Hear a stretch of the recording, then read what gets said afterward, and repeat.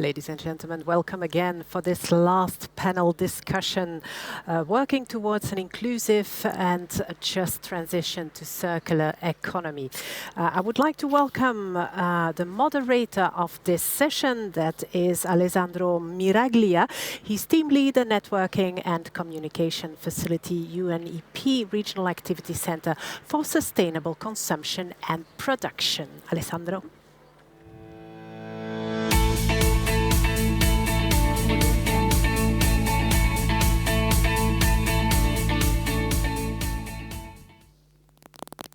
Thank you very much. Good afternoon, everybody, and thank you for attending this session organized by the African Circular Economy Network on behalf of the JUST2CE project, led by the Post-Grow Innovation Lab of the University of Vigo. I'd like to invite with me Mr. Giuseppe Pignol, who will be the only one attending in person this conference, while we have other two participants and speakers, Takunda Chitake from the association, the African Circular Economy Network, and Mario Pansera, the project coordinator and director of the Post-Grow Innovation Lab of the University of Vigo. My name, as said, is Alessandro Miraglia. I'm the team leader of the networking communication facility at Medwaves, the UNEMAP Regional Activity Center for SCP, the organization in charge for communication and dissemination activities of the project.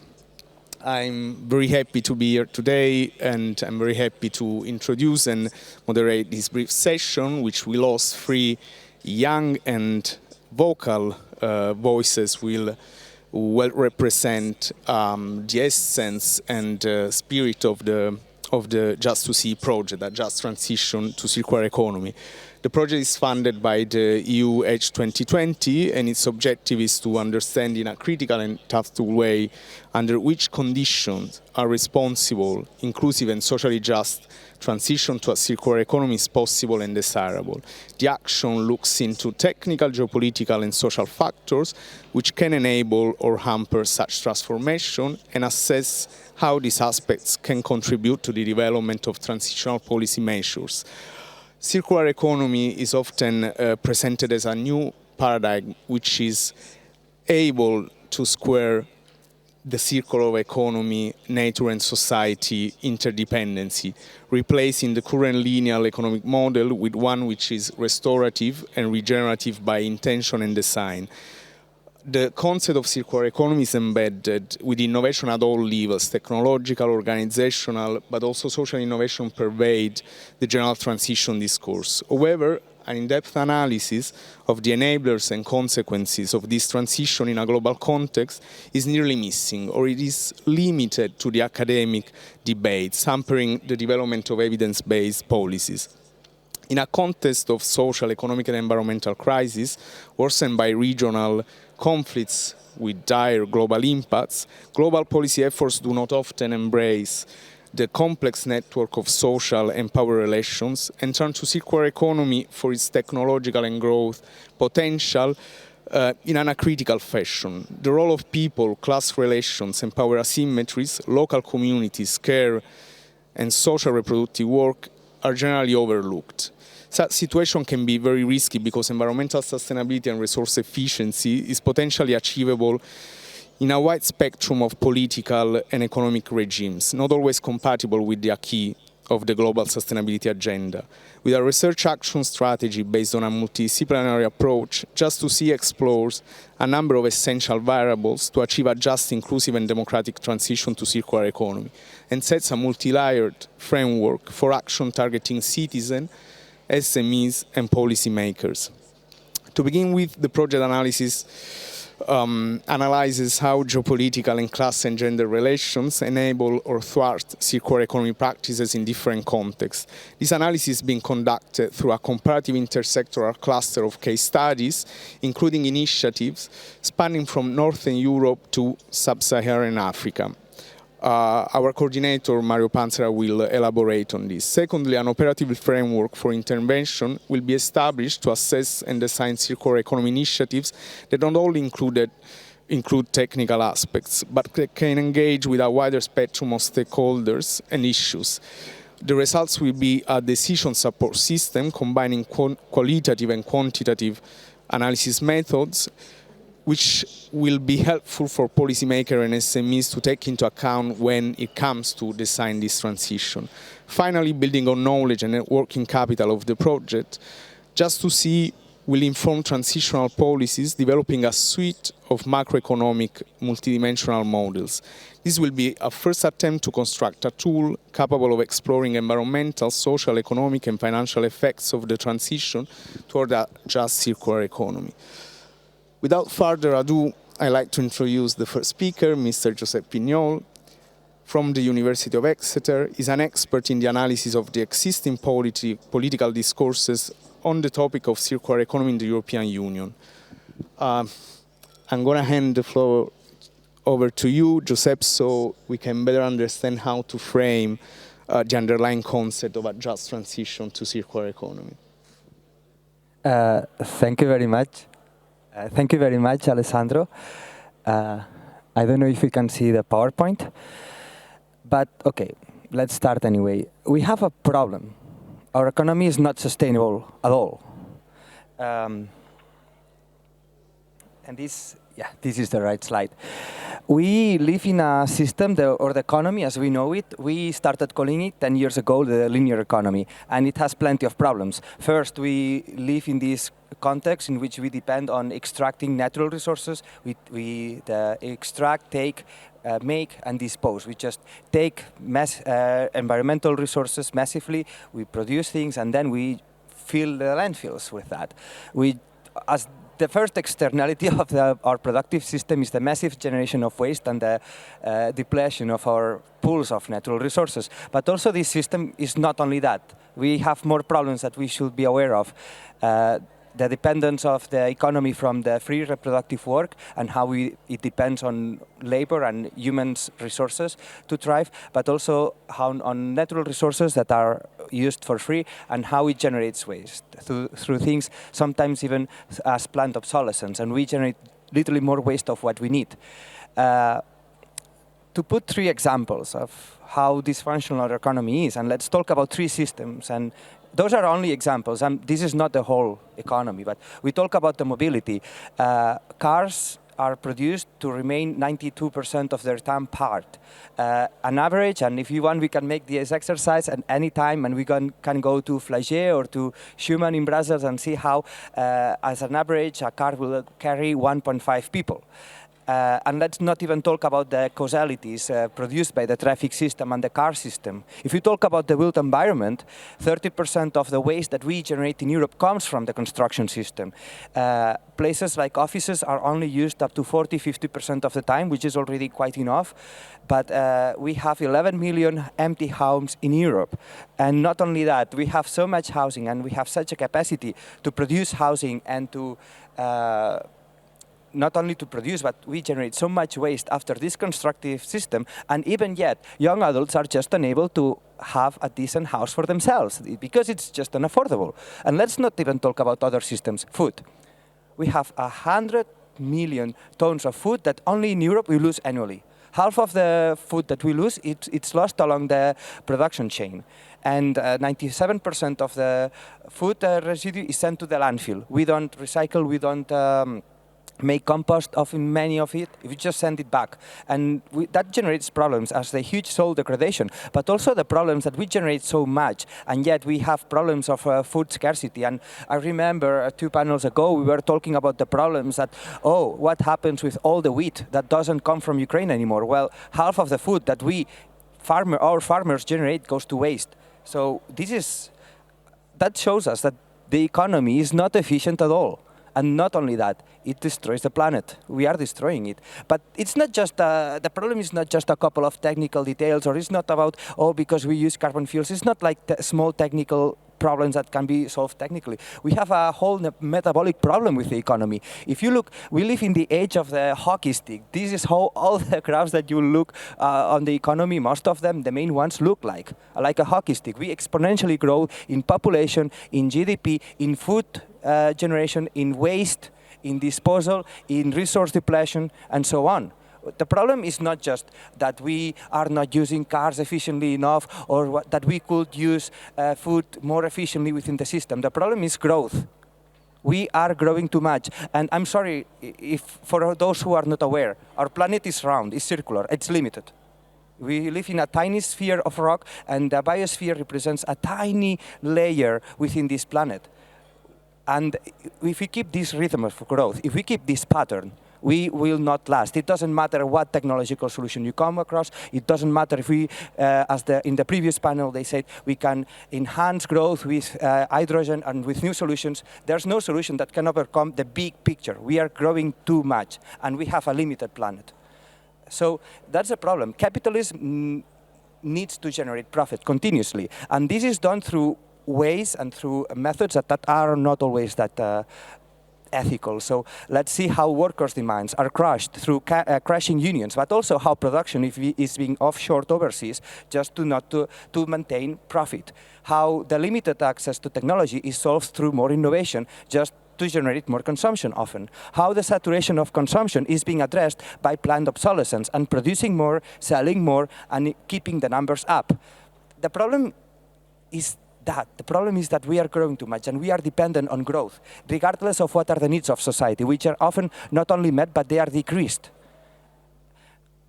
We had been warned about this problem for long. I don't have to talk about the first time we know about the greenhouse effect at the beginning of the century. We had been warned, and we have the report of the Club of Rome on the 72 on the limits to growth. We have the Brundtland report on the 87 talking about the need to create a sustainable development or a definition. Science has been split also. We have scholars and also international organizations and government talking about the need of green growth. And another solution that comes to the table to this problem is the circular economy, which is the circular economy comes from the 1990s. It came first in a book, although it had its precedents, of course, but it became popular in the European Union on the 2010, so roughly 10, 12 years ago, with the work of the Ellen MacArthur Foundation. People who are in this world know about this foundation. Also, other proposals are coming in the table. So we should criticize our growth and our dependence on growth. And fields as ecological economics and degrowth talk about this possible solution. What's the circular economy? What's this idea we are talking about? The circular economy, theoretically speaking, is a concept that aims to create an industrial system that is restorative by nature, by intention, sorry. That looks good, and yes, value material is maximized and waste generation is minimized. We definitely need to do that. We should lower our dependence of imports, and how do we do that? Well, all these resources that we extract, we maintain them in the system. We try to recycle as much as possible. We try to refurbish as much as possible, redesign what we produce so we depend less on resource imports, and this system is expected to create more jobs and economic growth, and to generate an economic, environmental, and more social resilience for Europe. That sounds good, but what's the problem with that? The problem is that the idea of the circular economy comes from a wider approach that we call ecomodernism. This approach believes that technology can be the solution to save us, to save this problem that I presented you, that we should not touch the market, we should believe in the market as the system and avoid planning, to avoid political transformation, and to create win-win solutions. And not to challenge the narrative of growth. And the size of the problem, the size of the challenge of the environmental crisis is bigger than that, and we need further changes. Other problems of the circular economy, the second law of thermodynamics and entropy. Materials will disperse. We cannot just keep materials forever in the system. I mean, I'm sorry. We can challenge any law you want, but not the laws of thermodynamics. Those are above us. We are not challenging the imperative of endless economic growth, and this is the big picture. We are growing more of what this planet can sustain, and changing and bringing technological solutions can bring small improvements, but we need to talk bigger. We need to think bigger. The circular economy is too much focused on technology, which, of course, technology is good. We don't deny that, but it's insufficient. We need to think ourselves. We need to think how the economy works and how it is. And finally, the circular economy is not questioning key social issues. unfair social relations, think about gender, think about labor, and how work is thought and how work is defined in the economy today. Think about geopolitics and the relationship that is mostly extractive with the global south. The circular economy is also framed as a political discourse because the circular economy initiatives do not talk about challenging ethical questions and rethinking these issues. So that's also where the circular economy, that's also where justice and where this project and the need to look for a just circular economy emerges. We need to think the big questions: how do we produce, to what needs are we satisfying, and how do we match our economy by satisfying public needs instead of just growing by the sake of growth. And we need to create research. We want to learn and to create more knowledge on how a responsible and inclusive and a socially just transition can be done, and a circular economy or a version of the circular economy that addresses these questions. So this is the context in which justice is created, and this is the big gap also in science on how do we do that? How do we make this future economy? How can we think, how can we living in 2015 in a sustainable way that is fair? So thank you very much. Thank you very much, Giuseppe. Thank you for bringing about these important issues and to give us such alternative view about circular economy, and also to display the underlying theoretical framework of the project. I would like to ask you, given this consideration, how South-North cooperation is important to reach a just transition to circular economy. If you please can be brief and succinct, I would appreciate it. Thank you very much, Alessandro. That's a very important question. Well, first, the North and the South are connected. The North depends on the resources of the South. And this relationship is likely to continue if we don't challenge it. Because there cannot be justice if we don't openly talk about how do we do that, how are we exchanging resources with each other, and what kind of economy do we allow to be developed in the South, or how is the South empowered. So it is critical, because otherwise we may reproduce what we have, which is not fair, not sustainable, not inclusive. Great, thank you very much, Giuseppe. I'd like to introduce now Ms. Takunda Chitake, who is an expert researcher from the African Circular Economy Network. Takunda couldn't be here, unfortunately, but she will represent ASEAN from her place, from her office. And maybe, Takunda, you can help us to focus on the nexus between circular economy and sustainable development, and how this is needed to be deployed in the African continent. Please, Takunda, the floor is yours. Hey, Alessandro. I just want confirmation that my slides are up, because I cannot see them. Now. All right, thanks very much, Alessandro. So for today, I'm going to be talking about just transitions in the context of the African circular economy. So firstly, we need to contextualize the issue, put the circular economy into context. Africa faces many challenges related to the basic needs of their people. There are challenges towards access to affordable energy, access to water, and food insecurity. As of 2021, there were 400 million people living in poverty in Africa. However, it's not all doom and gloom. There are many opportunities for growth. And some people believe that Africa can leapfrog the different growth phases to the circular economy. So when you look at circular economy policies across the continent, circular economy policies are not prevalent in Africa.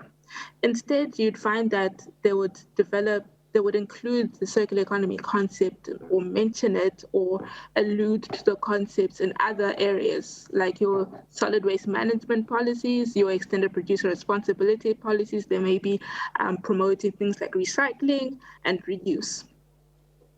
All right. Next slide, please. So what is a just circular economy? And I believe Joseph has spoken to this as well. It goes beyond the economics. It asks many questions as to how we can include everyone in this growth that we're taking. So it needs broad stakeholder engagement. People from different levels in society need to have their voices heard. It's big towards environmental justice so that the poor and disadvantaged aren't bearing the burden of the environmental impacts that we generate. And it also speaks towards social justice. Next, please. So Circular Economy Africa, what they need to do, and I will say that this is not an exhaustive list, but some key aspects that we need to consider in Africa. So the matter of job creation always comes up, and I know Joseph mentioned this is some of the key aspects in terms of circular economy, but what we need to be asking is, what type of jobs are we creating? If we look at the example of a waste picker, of which Africa has many informal waste pickers, they play a vital role in the recovery of materials to feed back into the loop. However, can we say that a waste picker is participating in decent work? Those are the questions we need to ask. We need to talk about gender equality.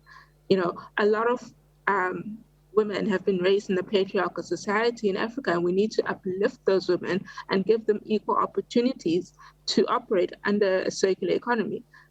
And the opportunities for disabled people are often cast aside as periphery members of our society. A circular economy must also address the inequalities that are prevalent across Africa. It must address them across racial lines, it must address them across income lines, it must address them across ethnic lines. Thank you.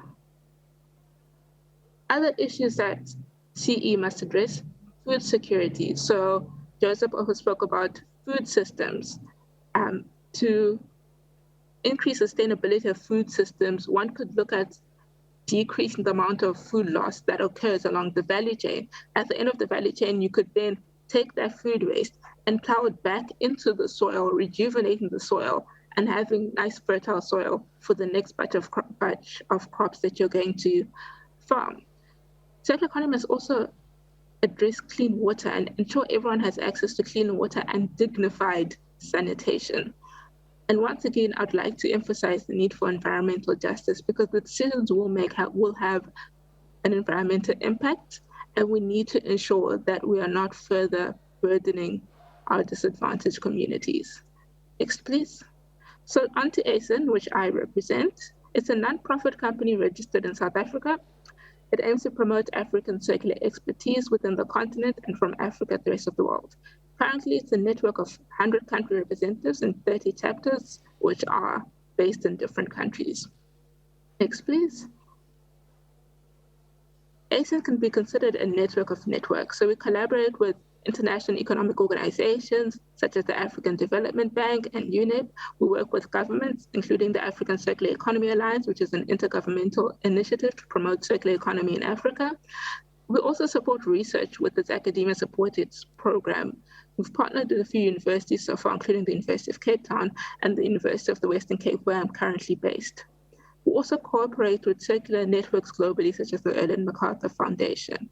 In this, ASIN is always looking for opportunities to collaborate and grow its network with the vision of promoting a just circular economy within Africa. Thank you.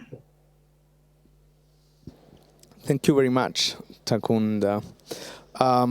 I'd like to ask you actually how the project will support policy development and learning in Africa, and which is the role of the African Circular Economy Network in the JUST2CE project.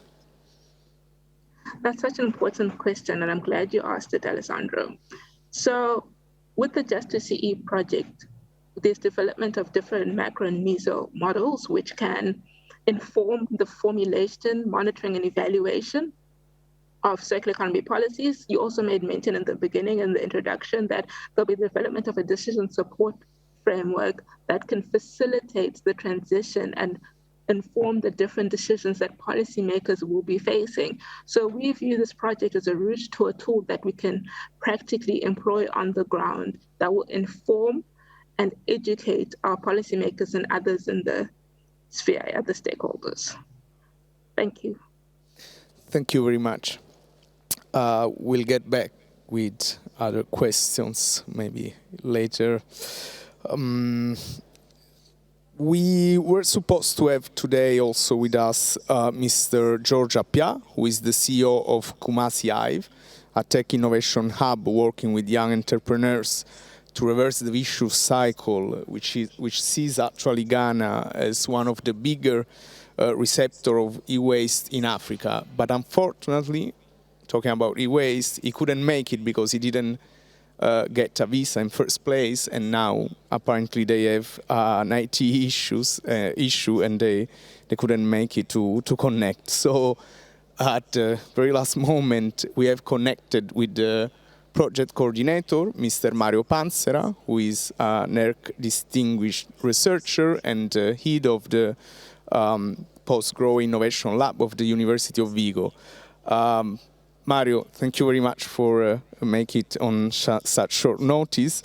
I'd like to ask you to elaborate a bit more on the specific activities of the project, in particular the very interesting case studies, the 10 case studies the project is actually undertaking, and how these case studies and the results will inform other activities such as the decision support system, the macroeconomic modeling, and of course the engagement with both policymakers but also citizens and other stakeholders abroad. Thank you, Mar. Hello, thank you very much, Alessandro, and thank you very much everybody to be here. I'm here in the rainy Spain, so climate change is quite strange, no? Unless we have a very rainy season here in Spain. I'm pretty sure that you're gonna hear the rain sound here. While in the rest of the Mediterranean basin is people are burning, so there are very high temperature. Yes, so the project, I think that the most innovative one of the most innovative aspects of the project is really to see how the idea of circular economy can be investigated on the field, on the real practices. And one of the most innovative aspects is to do it investigating the relation, the geopolitics relation between North and South. So in our case, in our projects, we are really focusing on the relation between Europe and Africa. That it was also one of the subject and objective of the call in the H 2020 call. So in our case, we are going to have 6 cases in Europe and 4 in Africa, and they are very diverse cases. So for example, just to give you a few examples, we have cases spanning from a fishing industry here in Galicia, in northern Spain, informal waste collector in the city of Barcelona, or big manufacturing company like Taranto Steel Manufacturing in southern Italy, or advanced manufacturing in Sheffield. But also super interesting cases of that can be linked to a just transition to circular economy in Morocco, in Zimbabwe, in Ghana, and South Africa. I think the important and innovative aspect of the cases is exactly this, the fact that circular economy, if we want the transition to circular economy, we need to consider the fact that our economy are tremendously interconnected, that we are living and we are consuming thanks to supply chains that are global. So we are creating infrastructure that are global, that are on the scale of the planet. So if you want really to do a serious transition that is also going to be just and fair, we need to consider this aspect, because actually, if you consider, we are already living in a global circular kind of economy in which we extract the raw material from Congo, for example, ship it to China, and then produce iPhone or smartphone that are consumed in Europe, and then ship back to the African countries. 60% of the e-waste that we produce in Europe are shipped to Ghana and are recycled. I say recycle, this is an euphemism. I should use another word like burn. So the people burn electronics devices in Ghana in tremendous condition, toxic environments, to retrieve precious metal. So we are really living in this circular kind of unfair, unjust, tremendously toxic circle. The challenge is how to do this transition in a way that is going to be fair, and there will be like some reparation, some restoration of ecosystem, and it's going to be based on the notion and concept and principle of social justice. I don't know if you answer your question, but I invite all the audience to have a look at our activities. Our cases will be published next year in early June. Preliminary findings will be published at the end of this year. So get in touch if you are interested, and follow us on Twitter and other social medias. Thank you, Alessandro. Thank you very much, Mario. Please bear with us for other 10 minutes. It is essential to understand that the JUST2CE project aims both for creating a sort of science policy interface so that policymakers can actually understand and also uptake the results of these ambitious researches, but also it aims to open a deliberation and participatory process which hinge on a number of interesting and innovative academic approaches, such as decolonizing circular economy or adding a very strong gender perspective. In this sense, I'd like to ask Giuseppe, but also Mario and Takunda, from your point of view, what are the key stakeholders of the project? What are the key stakeholders the project will engage, and how the project will engage? What is the difference between this project, between this updated or new version of circular economy you are proposing, and the other interventions in the way those are engaging key stakeholders? I don't know who would like to start. Maybe Mario, please. Yes, I think this is a very important question. And the novelty of the project is really to look at real practices. So we are not talking about projects that will be implemented in the future. We want to see what's occurring, what's happening on the ground. So, and we are engaging with a huge variety of different stakeholders. For example, from industry, from policymakers.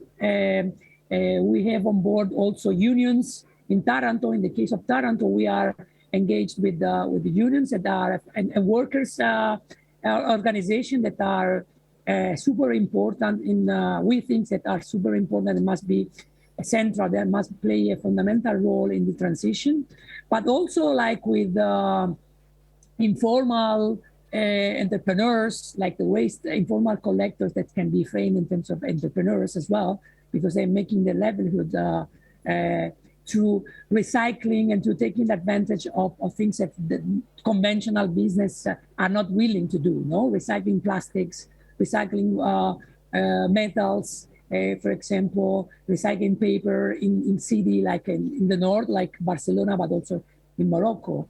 So all sorts of stakeholders. We are also engaging, for example, in the Galician case with organization or a traditional fishermen, sectorial organization, NGOs, like in Portugal. We have a strong connection with the activists, networks of activists and NGOs, and also with scientists. We have a very strong network of scientists. For example, one of the Center for High Manufacturing, Advanced Manufacturing in Sheffield is a joint venture between the University of Sheffield and a number of startups and company and industry in the Yorkshire.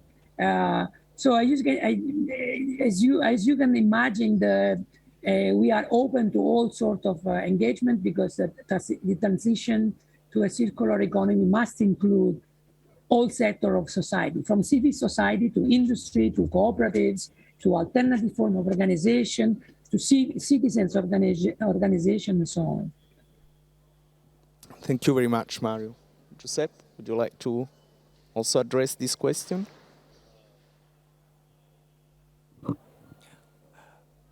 About the engagement of stakeholders, I am not working directly in the research cases, so I'm not in charge of engaging stakeholders in this project. But maybe what can I say is that it's important when you make this research and when you observe at the stakeholders to look also what happens at the policy level and what are the policy actions that develop after such policies or such strategies as a circular economy, to see how we can observe, and I think the project of Justice is very helpful, helping us understanding how a circular economy can be just, but this is not enough, and we also need to understand how a just circular economy can after be accepted at mainstream level and then upscaled. So this is, to me, what could be even a next step, or what can be important also in this perspective and in this vision on building a just circular economy. Thank you very much. Takunda, I don't know if you are still with us. Yeah, Yes, I'm I can still see here. you now. But I'd just like to support what Mario said. He gave a very good response to the question, and it's definitely where we want to go as a project. Okay, great. Thank you very much. I mentioned other two important dimensions of the project. It's again the colonizing approach towards circular economy and the gender perspective. I would really like Takunda and Mario to elaborate more on these aspects, and if you can bring also your perspective and vision and the way JUST2CE is actually mainstreaming and operationalizing these two key concepts for a just transition to circular economy. Don't know who would like to start, Takunda, Mario? I think I'll start, and I will tackle the issue of gender equality. So gender equality is something that inequality is prevalent across the world. We can't say it doesn't exist, it's disappeared over the years. It's still there in different microaggressions and almost operating under a thin veil. So with the JUST2CE project, we want to get rid of that veil and start to address the issues that cause or result in gender equality. We want to bring women to the table and let their voices be heard. We want to make sure we're giving equal opportunities to both men and women. In this way, we can start to tackle the gender equality, which is also a difficult issue in terms of the societies we operate in, because when you find and think about gender equality in Spain, you might not face the same issues as you would, say, in South Africa. So we also need to be able to address it on these different levels and in the different contexts, which is why it's so important that we have these case studies that we're using in the different countries to look at. Thank you. Thank you very much, Takunda. Mario, would you like to have a word on this question? Well, I think that Takunda is in the best position to talk about gender and decolonizing, being a female from Africa. So I would just add the fact that decolonizing is a central principle in the project, exactly because the project is going to do research from a European context and setting, and willing to engage with Africa. And the basic starting point is the fact that our wealth as a European is based on the acknowledgement on the fact that our wealth in Europe is being mainly the product of accumulation based on violence, rape, dispossession, looting attitude from the north towards the south. So this is our starting point, right? So this is a more like material connection that decolonizing discourse make visible. Then there is like a more invisible aspect, which is the epistemological injustice that we as Western academics, Western people in general, operates when we want to work in the global south. Epistemological injustice means that the knowledge that we produce in the West, in the North, has been assigned a superior role, right? So the fact that the knowledge produced in the Western university, in Northern university, is considered to be superior and better somehow. So our project start from the starting point of our project is to debunk this idea, to dismantle this idea, and create a space in which different forms of knowledge, different way of understanding sustainability, understanding transition to sustainability can be debated without creating hierarchies of knowledge. And so this is the fundamental message of one of the fundamental message of the decolonizing aspects. And to do that, we have people like Takunda, we have the African Circular Economy Network, but we also have like a Global South scholar working and collaborating in our university in the north to create, to make this the space of debate possible, and to make this different way of knowing with, we call it different epistemologies, possible and visible. And so I would say that this is a fundamental starting point of the project. Thank you. Thank you very much, Mario. Thank you very much, Takunda. And thank you very much, Giuseppe. I think this time is us to have overshooted, let's say, the boundaries of our conference. It's almost 7:30. Very quickly, the JUST2CE project is a very rich project. It's a project with different entry points for civil society organization, researchers, scholars, practitioners on circular economy, but also the private sector and policymakers, as you have heard.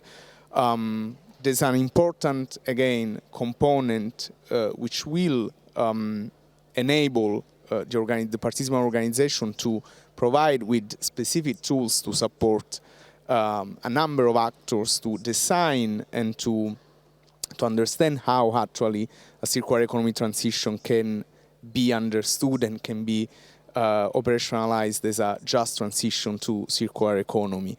And we know that the term just transition to circular economy is used already widely, and we want it not to be just a buzzword or a trendy word that policymakers, organizations, civil society organizations are using. So the idea is how we really structure a general discourse, how we really operationalize a framework which can give attributes to this idea of just circular economy. I'd like to thank you again, the last person who bear with us and attended this conference. If you want more information about the project, please check our website, JUST2CE.eu, or reach out directly to the participants of this conference. We will be very happy to cooperate on such important issues. And of course, we would like to offer you most insights on both, let's say, the research component and the action component toward all these different stakeholders we will be engaging through this action. The action will end in 2024. We have plenty of time to connect and, of course, to make this just transition happen together. Thank you very much. Bye-bye, everybody.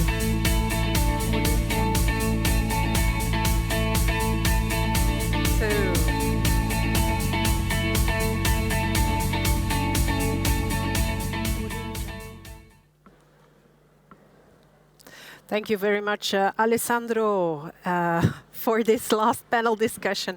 Ladies and gentlemen, thank you very much for being with us here today. We will see you tomorrow. Have a great rest and a great night. Thank you.